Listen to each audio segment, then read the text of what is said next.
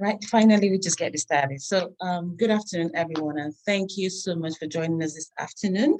I have with me today Naomi, German Leslie, and today we just want to find out from her exactly what her story about racism is. As in, yesterday, we celebrated Day of Elimination of Racial Discrimination in Canada, and this is a continuation of that because we know some people have lived experiences and most times we don't get a chance to hear their stories. So we're very fortunate to hear Naomi today to understand how she overcame racism and how she continues to use her voice as a tool of advocacy to speak up for other persons. So Naomi, welcome to Thank you our so program today. much. Thank you Well, so much for having I'm me. so happy to have you. And so again, this is very simple, very informal, as you can see.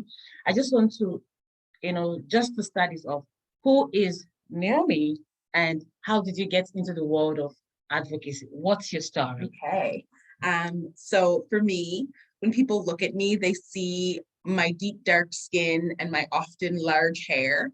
And that's when the questioning starts and comes to, where are you from? Where are you really from?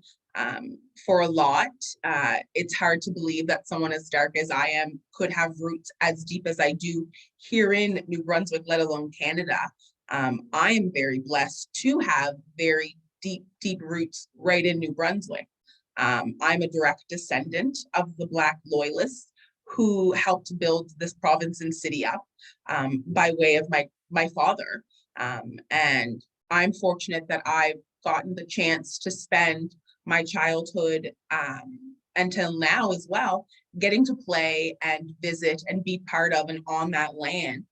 That land that was given to the Black Loyalists on promise of you come and fight the British, you get land.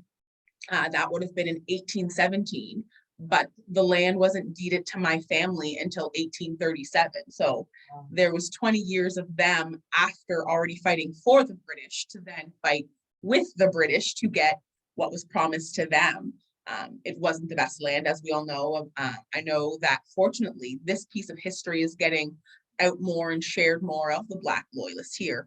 For me, it curses through my veins, it's a part of my everyday history. Also, my grandfather is Joseph Drummond, who in the 60s was a Black activist and who did I guess I want to say worldwide, but maybe that's me being hopeful, but definitely North American known wide. Did a peaceful protest and a sit-in just down the street from here at Haymarket Square. So that's my family's roots right here in New Brunswick and St. John. Sorry, before you continue. So when you say he did a sit-in here, could you just shed some light on that? I know the story, but for the benefit of those Yes, who do not most know the story, certainly. what's that about? So my grandfather in the 60s was heading a lot of different activism events, and there were barbers here in St. John who would flat out refuse to cut Black's hair.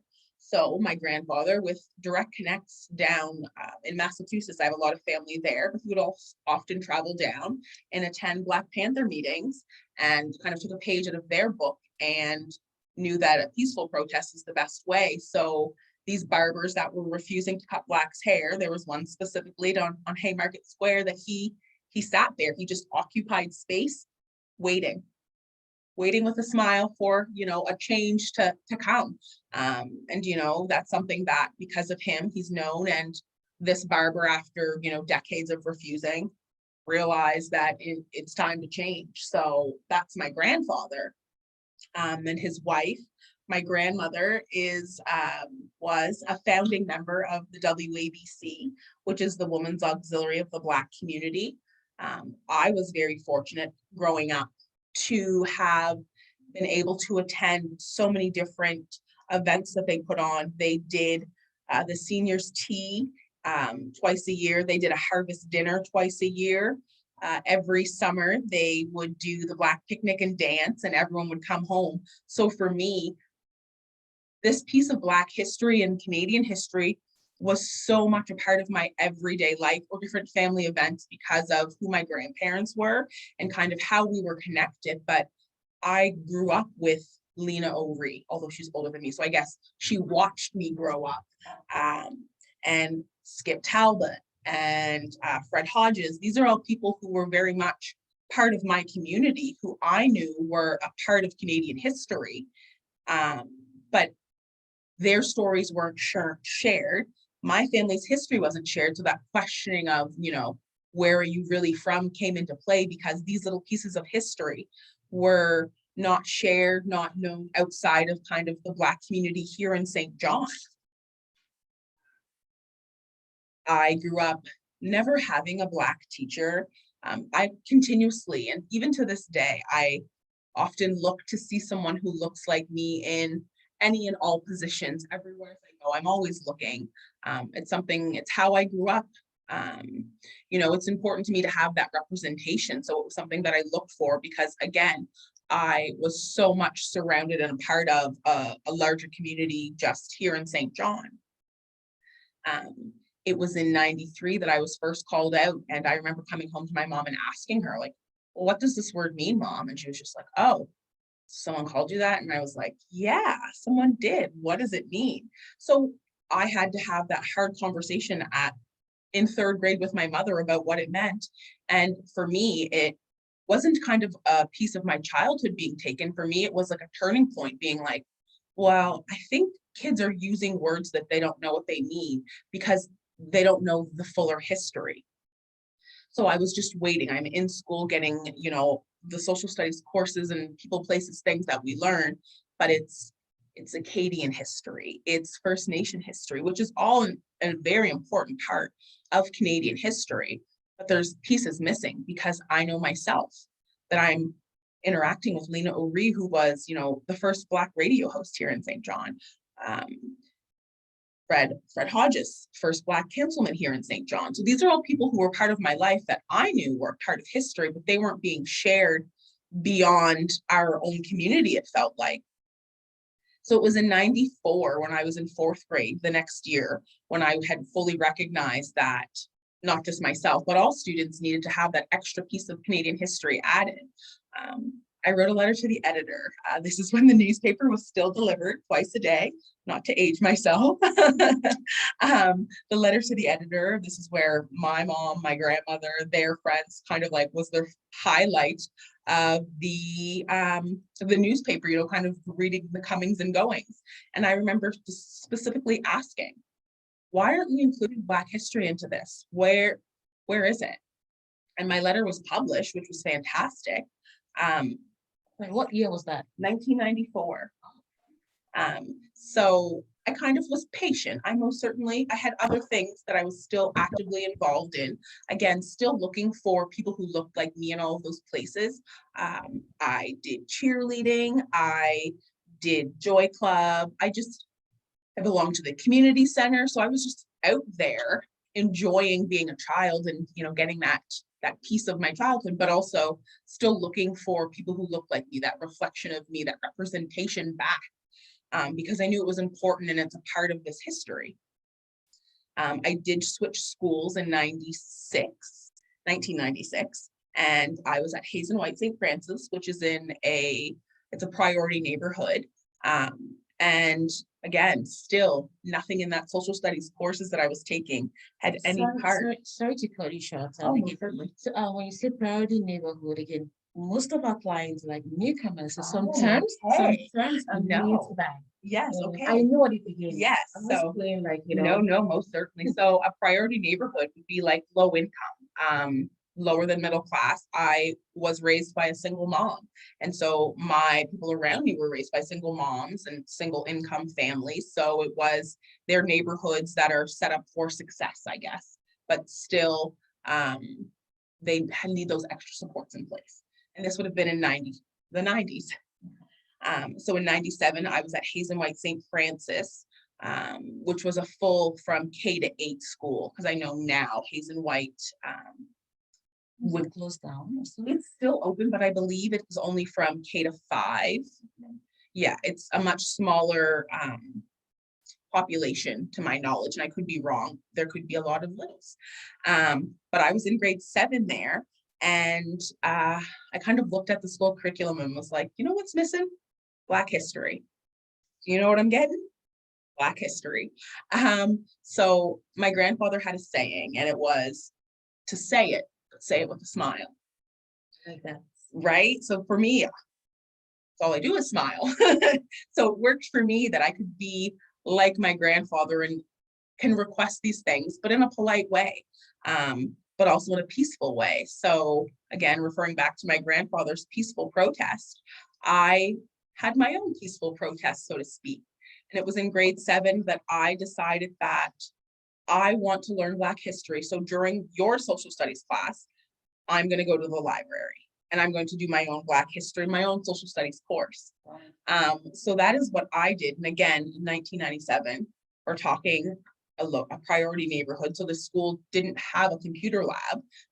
And also in 97, computer would be on dial-up. I always like to point that out because like that was extra work, being on dial-up, looking for that Black history outside of what I already knew from what was shared with me. Were there books for Blacks? Well, there weren't. So it was a lot of what were you studying in the library? Right. I was digging through the encyclopedia, finding anything I could. We very well, not we as the teachers, but myself, I discovered about Matthew DeCasa and the first high school graduate from St. John High in the early 1900s. So these are all things that I learned on my own with searching. Just a moment, please.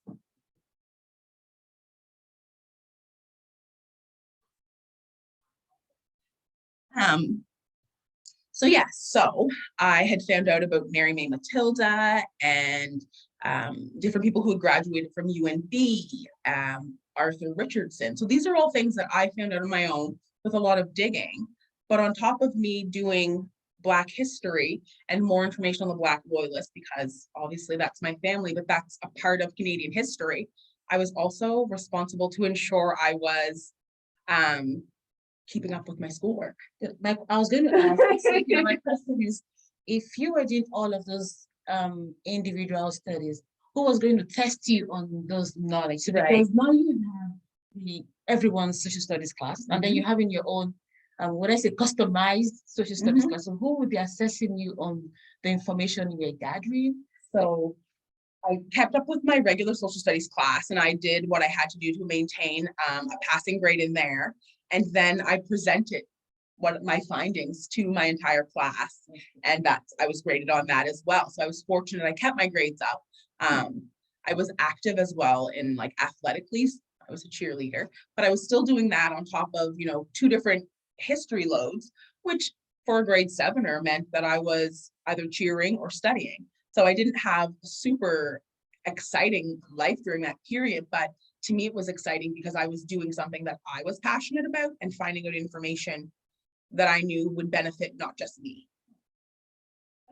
Because of my letter to the editor, both in 94 and then again in 97, someone gave Hayes and White a small donation of books on Black history. Okay. So from there, my teacher was like, okay, Naomi, here's what we have. What are we learning for Black history? And I'm like, all of it. We're taking all of it. We'll start at this book and we will finish at that book. We're getting it all in. So because of me, my classmates who were with me got those pieces of Black history in grade 7 and 8 at Hayes and White. We had that small donation. And during that time, I was very fortunate. I was given a lot of recognition, and I actually just recently discovered or was given all of my past articles from that time. And it's something to kind of look back and read to now, and just the different comments and my thought process then to now, not much has changed. I still want Black history in schools, Prude itself had given me recognition. Prude also was very much active, and I knew they had different things like the Polongo Days, and I know they had a program where they would have, I think, high school graduates or maybe even high school students come learn a course load of Black history and then send them out to schools to start sharing. When was this? This would have been in the 90s and the very early 2000s. So I was fortunate that was kind of in play and a part of what I knew I would get a little piece of the history. So I got an award from Prude. I got an award from the city of St. John. I got to meet the Prime Minister at that time, Jean Chrétien, And in this pile of newly found articles, I found a picture of me and Jean Chrétien from the newspaper. I got to meet a Black published author as well, which is something for me was really important, because it's like, okay, here's someone who looks like me beyond just St. John doing something different, which writing isn't a different career, but to see someone who looks like me in that time was really important for me. Especially when it was related to books, and you Yeah, always exactly. looking for materials and resources. So Yeah. that was something very powerful for And you. it was so powerful. Her name was May Ruth Sarsfield, and she wrote a book called No Crystal Stair. And it's about her childhood with her sister growing up in Montreal, but as Black youth, because I'm guessing their interactions weren't all within the Black community. So these were all things that for me were like kind of helped shape and mold me and guide me farther through life. When I got to high school, obviously my name kind of came before me. So my history teachers sought me out to be like, hello, Naomi, what do you want to know for Black history? And my answer will never change, any and all of it. So again, because of me, if you were in my class at St. Malachy's, then you were getting Black history during the classes that I was in there. Again, I was fortunate because it's what I wanted, but it was only in my classes. It wasn't everyone else's class. It was just the classes that I was part of. How did that make you feel that only those within your circle that could partake in Black history and not every other person? And that's a great question, because at the time I'm like, oh, this is awesome. We're getting Black history. I didn't look at it beyond just that happiness in that moment of we're getting it, not we're all getting it. Now, as an adult looking back, obviously, 20 years later, it's just like, oh, it's a shame it didn't get offered to everyone. But it's like they made those special allowances for me. In some of the articles the school district talks about, we're overhauling the curriculum, we're including Black history, it's coming. That was in 97. That was in 99. That was in 94, 2000, 2001. So it's been spoke about. So to me, during that high school period, it's written in the newspaper articles, so it must be happening. So I was happy that I was getting it, but happier knowing, okay, it's, yes, only my classmates are getting it right now. It's coming. We're all going to have it. We're all going to have it. Again, still active with the WABC with my grandmother. I've always been a part of that. I had a son in 2012. Camille Abdul's his name, and he's a beautiful Black little boy. And obviously I adore him. And it was in second grade. He came home and said to me, Mom, this little boy called me a nigger. And I was like, pardon me, what? I showed up at the school bus stop because, not to intimidate, I'm here to educate. I want to share. And my first question was to the little boy, do you know what that word means? And he was like, no. And his mom was petrified and is like, I don't know where he heard it. And I said, I'm not blaming anyone. I just want people to know the power behind those words and to that acceptance of kids who look different than you. So it was in second grade that I not my second grade, sorry, my son's second grade, that I realized, although in 97 and... Hello, do you have any question for us? Jay? Okay. The school district is saying they're adding it to the curriculum, but this is my child in a whole new millennium, and there's still nothing there. So that's when I took it upon myself to do my part. And my part is I'm going into the schools. My son's school has invited me in, and I take time off of work. And nobody gives a fuck. No? Where's that coming from? Please, could you just mute yourself if you're not asking any question? Thank you.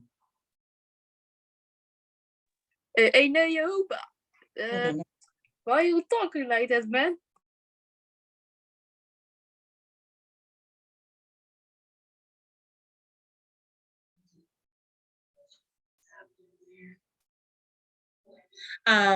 So I've been going into the school and sharing my little piece of Canadian history with his school. I started off at Seaside, which is my son's school, sharing that little piece with him, with his classmates and with his school, I was able to participate in his school's multicultural festival.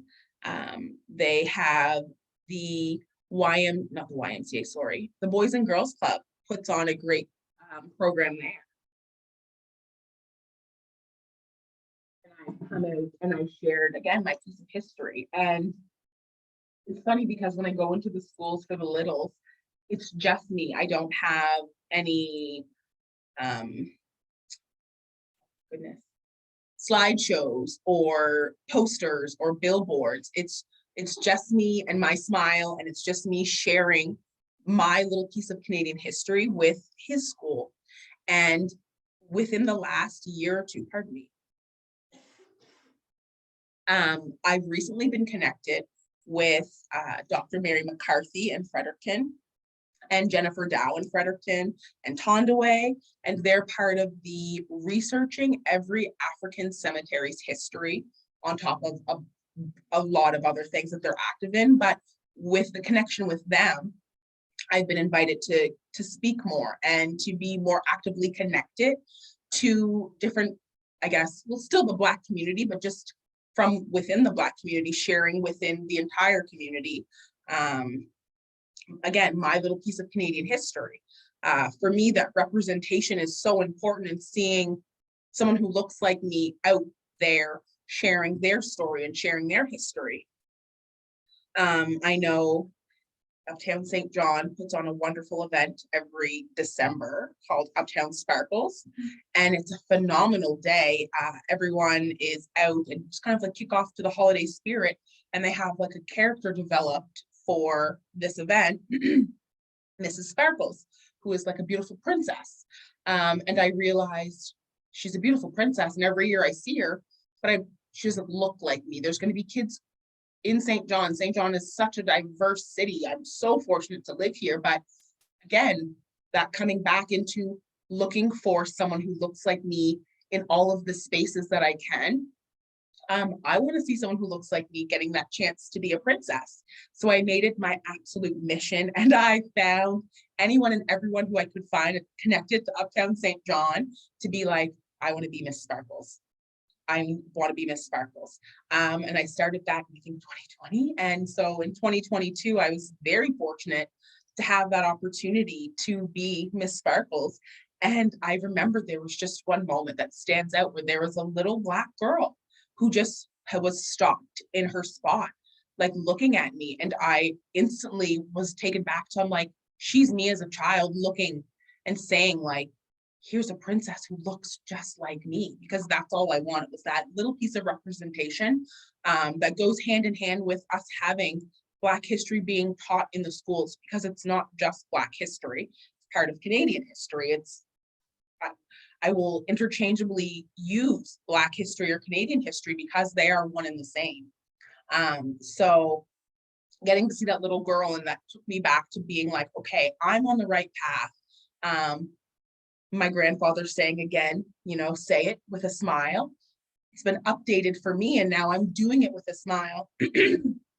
I'm the one who is, any school that invites me to go in, then most certainly I'm coming into the school and sharing my piece of history that I can share, because it's so important.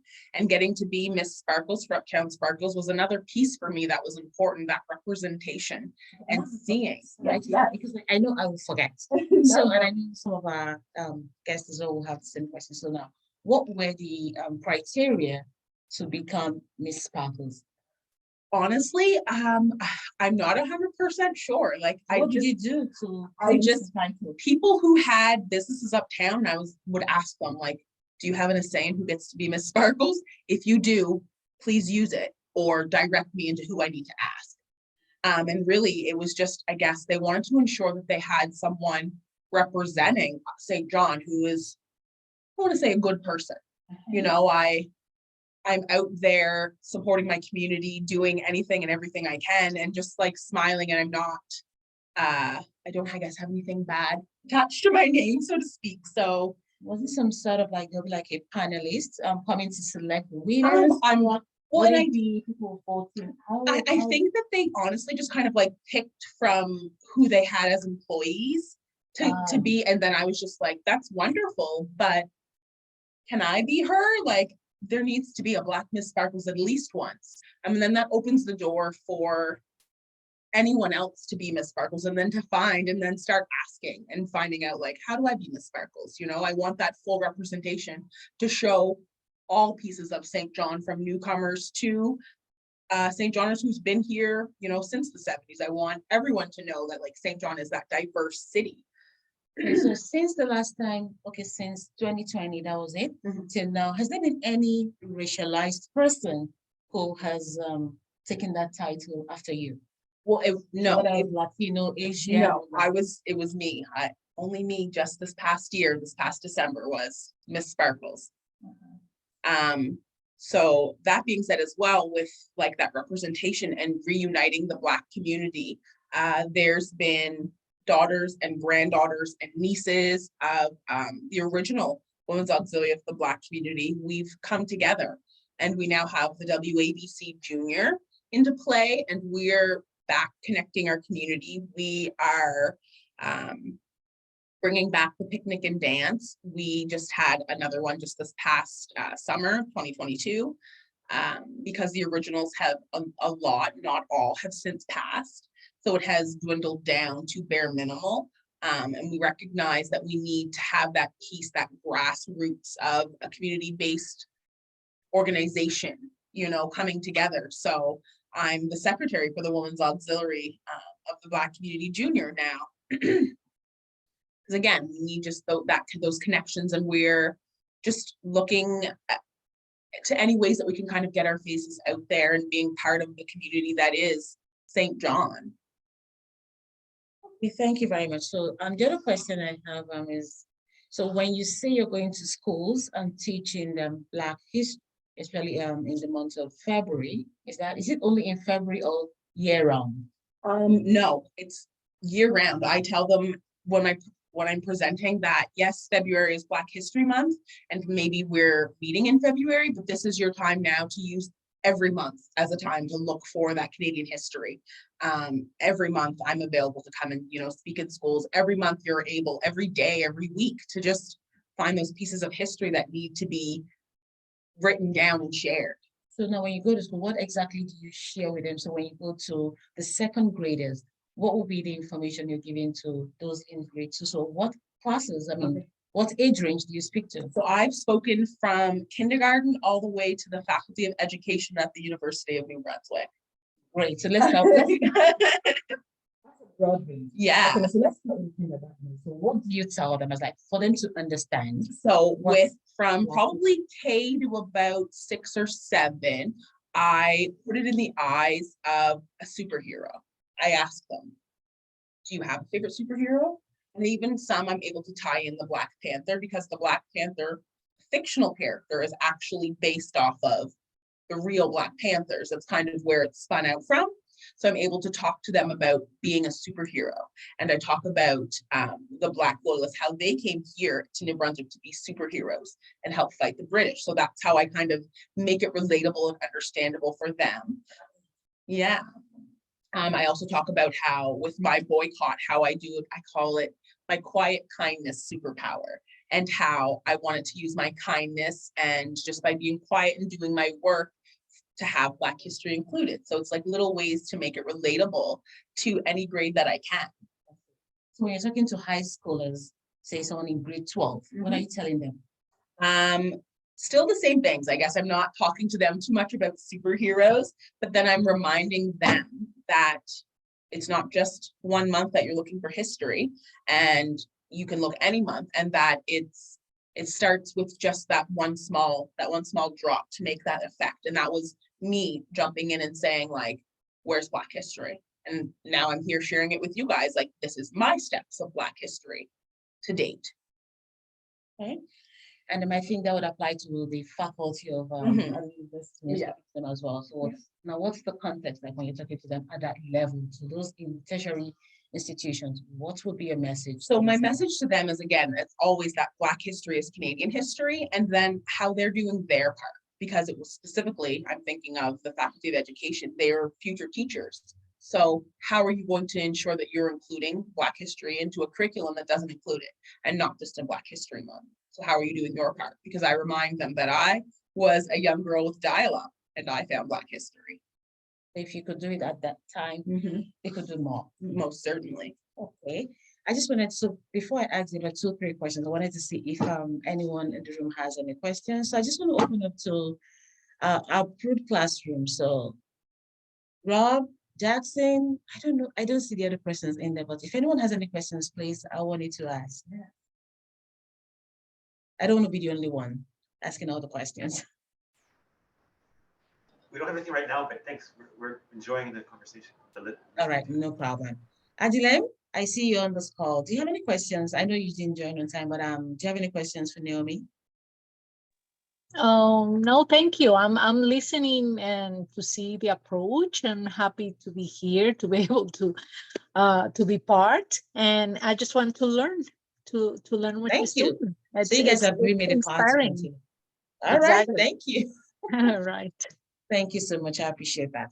I can even talk on how there's a presentation, or not a presentation, an exhibit that unfortunately did just close, but the university, the Art Center in Fredericton for the University of New Brunswick had 2 different exhibits. One was called We Were Here, a daily look in the life of Black New Brunswickers between 1850 and 1960, which was put on by Jennifer Dow, but just showing how deep and far back we are part of Canadian history, which was fantastic that I got to be part of that. And the directly across the way gallery is another Black history exhibit. And it's all of the banners that you may see. I know a lot of the schools have ordered them, but they're banners around kind of the core of Fredericton of just local Black greats. And I was very honored that this year my face was added and my small, piece of history was written.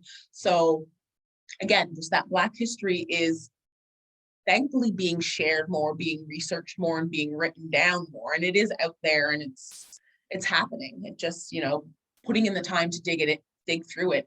Again, Jennifer Dow has been doing phenomenal work with that research part of it. She's the one who spearheaded the We Were Here portion of it, and her with Dr. Mary McCarthy, the banners that UNB has done. And they've been adding every year. The first year, I believe it was in 2020, there was only 30 banners, and my grandfather was included first then. And then since then, it's now went from, just being down one street to being several streets in downtown Fredericton. Oh, that's impressive. Yeah. And again, there's a lot of even people just here from St. John who are on those banners, me aside.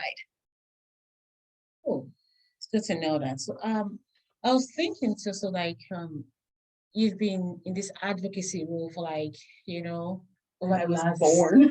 yeah, and I was like you were born in it, and then you took it upon yourself to continue your grandparents' legacy.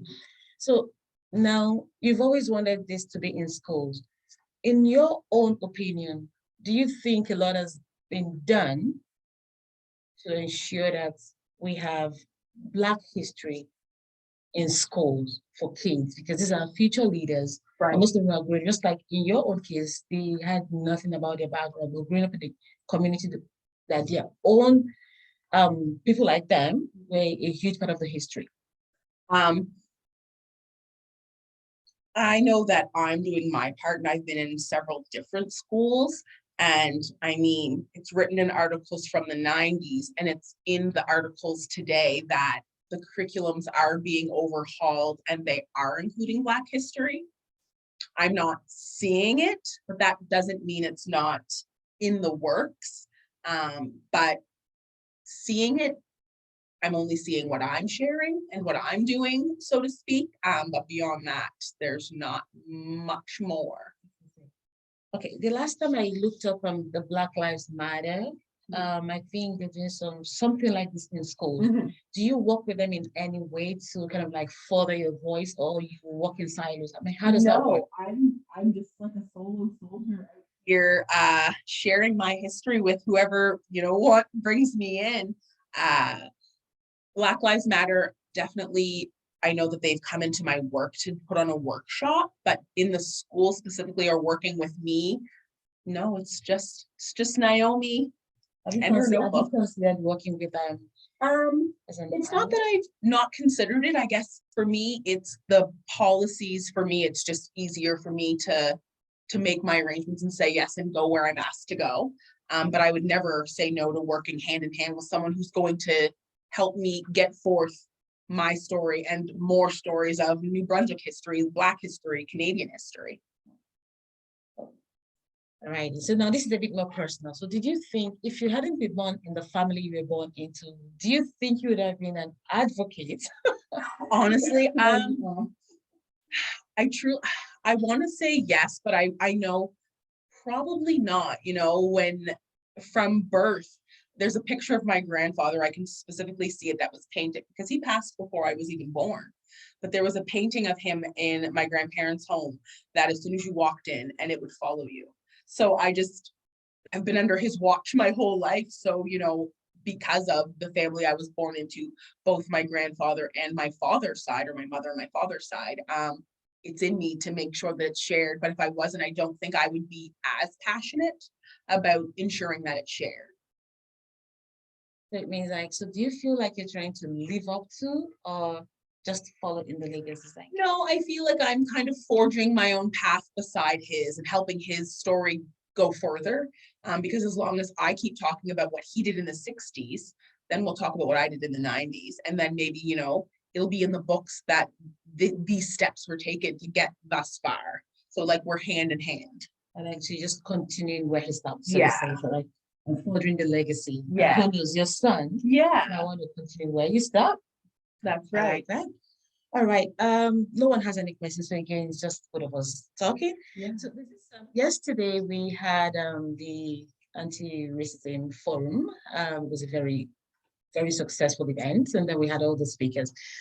And one of the panelists asked a very interesting question. It was a written question anyway, and it's like, who pays the cost of inaction? So if racism is an issue and some people are turning blind eyes to it because probably it's not my problem, you know, and things like that.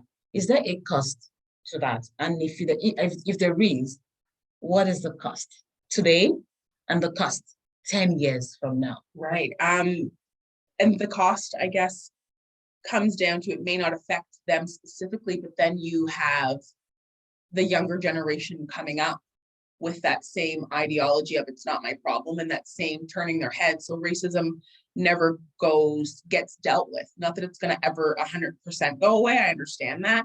But then you have generations coming up who aren't being helpful, who aren't looking to be allies, who aren't supportive and yelling louder from, you know, everywhere is that we need to put a stop to this. We need to do our part.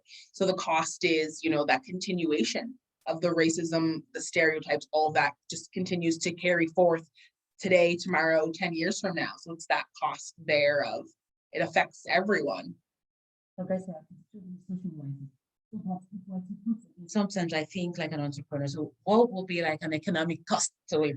If we had to put some number, like what would be the economic cost to businesses, for example? Well, and well, then that with businesses, then if you have those thoughts, those stereotypes that are in your mind, then you're putting forth those, you're treating people differently. So then you have the economic cost of, well, my money's not good here, so I'm going to go somewhere else. So then you have businesses that aren't going to be utilized because, you know, patrons from St. John, being such a diverse city, are going to know, like, I don't want to go to that store because they treat us differently because we look differently. So then that kind of economic cost comes into play as lost business. I can think of actually, there was a store, and I'm not even going to say the name because honestly, I've erased the name because it's not important, that I had gone into and wasn't acknowledged. So I waited, puttered around.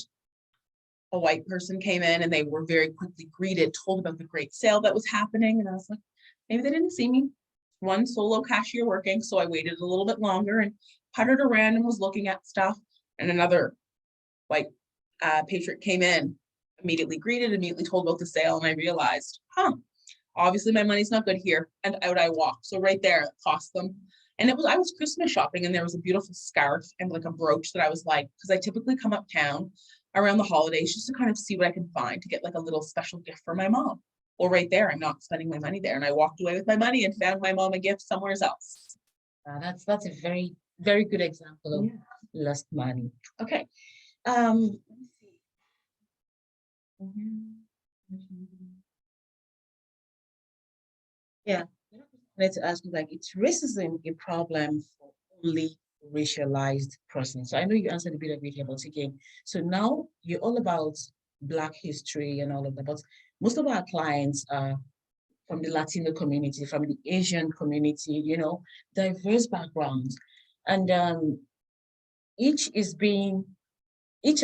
of those groups face racism, you know, at different levels, different times. I was speaking to a colleague yesterday that it wasn't until COVID that the Asians actually had that much, you know, racist attack on them, you know, and things like that. So again, that's why I said every group has had these attacks at different seasons of their lives and all that. Again, as the community continues to grow in diversity and all of that, and welcome these newcomers into our community, I always want to have some sort of words of comfort for the women that I work with when they come in. It's like not just you know, just like a band, it was something that's really true. And like when I tell them, well, it's been around for a while, that it's not just you, I want to be sure I'm telling them the truth.